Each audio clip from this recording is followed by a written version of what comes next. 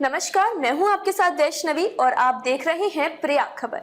आइए नजर डालते हैं आज की बड़ी खबर पर। जिस संत की आंखें नहीं उनके कितने पाप होंगे। चंद्रशेखर बोले, लोग अपराधी से ज्ञान ले रहे, बिना नाम लिए रामभद्राचार्य पर की टिप्पणी। बरेली में आजाद समाज पार्टी के संस्थापक चंद्रशेखर आजाद ने रामभद्राचार्य का नाम लिए बिना उन पर आपत्तिजनक टिप्पणी की। कहा, मेरठ में एक संत की कथा चल रही थी।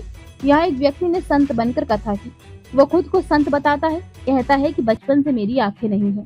सनातन के हिसाब से उन्होंने पूर्व जन्म में कितने पाप किए होंगे कि कुदरत ने उन्हें आंखें नहीं दी, दुनिया को देखने का अधिकार छीन लिया। उस अपराधी से जनता ज्ञान ले रही है। वो कर्म योगियों की धरती मेरठ को मिनी पाकिस्तान बता रहे हैं। चंद्रशेखर बुधवार को संजय कम्युनिटी हॉल में आयोजित प्रबुद्ध जन सम्मेलन को संबोधित कर रही थी। दरअसल मेरठ में 8 से 14 सितंबर तक रामभद्राचार्य की कथा थी। इस दौरान उन्होंने कहा था कि पश्चिमी यूपी में आकर मिनी पाकिस्तान जैसा महसूस होता है।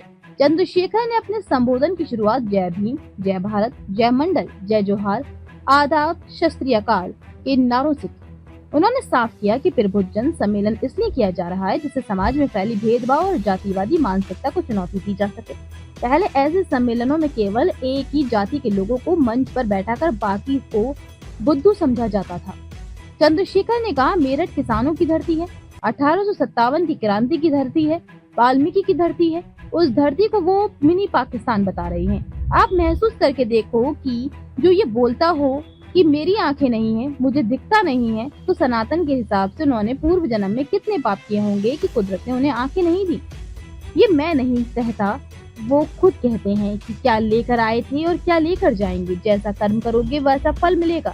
तो अब सोचो उन्होंने कितने बुरे कर्म किए होंगे, कितने बड़े बड़े पाप किए होंगे, जिन्होंने इतने बड़े अपराध किए, उससे जनता को आज ज्ञान लेना पड़ रहा है। ये बहुत चिंता का विषय है। चंद्रशेखर ने कहा, आज सुबह बनारस की खबर पड़ी, एक अस्पताल से 2 घंटे पहले पैदा हुए बच्चे और उसकी मां को निकाल दिया गया।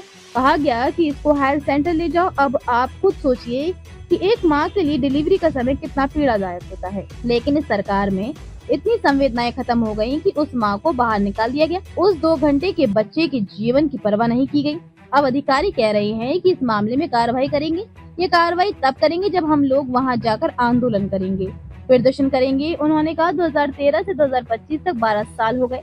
मैंने इन 12 सालों में जो किया आपके सामने है। 16 महीने जेल काटी, पैरों के नाखून खींचे गए, दांत तोड़ दिए गए, 2023 में गोली चला दी, लेकिन आपके प्यार और आशीर्वाद से मैं बच गया। जब तक इस शरीर में लहू का आखिरी कतरा रहेगा, महापुरुषों का कारवां आगे बढ़ाने के लिए संघर्ष करता रहूंगा। कहा, मुसलमानों को कब तक लूटते रहोगे? न मस्जिदें सेफ, न कब्रिस्तान, न आपका कारोबार सेफ है, सब कुछ लुट जाएगा। संविधान पर खतरा मंडरा रहा है। हम संविधान की वजह से ही सुरक्षित हैं। ये संविधान ही है कि एक हेडमास्टर का बेटा आज आपके सामने खड़ा है। उन्होंने मुसलमानों पर हो रहे अत्याचारों को लेकर सरकार की चुप्पी पर सवाल उठाए। जसपुर कांड का उदाहरण देते हुए कहा कि 12 साल की बेटी को दरिंदों ने रेप करके मार डाला, लेकिन सरकार क्या कर रही है? मेन स्ट्रीम मीडिया की बजाय अब पढ़े लिखे नौजवान गांव की समस्याएं उठा रहे हैं। ग्रामीण मीडिया कर्मियों को सम्मान देते हुए उन्होंने बिहार की घटना का जिक्र किया, जहाँ एक पत्रकार ने मंत्री से सवाल पूछा।